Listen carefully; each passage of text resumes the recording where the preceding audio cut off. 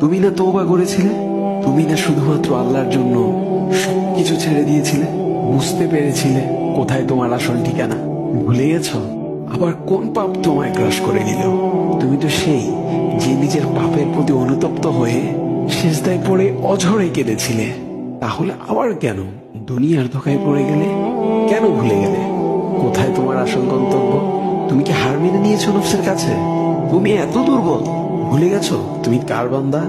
কে তোমার রব? তোমার রব তো সর্বশক্তিমান। সর্বশক্তিমানের বান্দা আবার কখনো দুর্বল হয় নাকি? মৃত্যু পর্যন্ত লড়ে যাও তুমি। শয়তানকে দেখিয়ে দাও তোমার ইমানের পাওয়ার।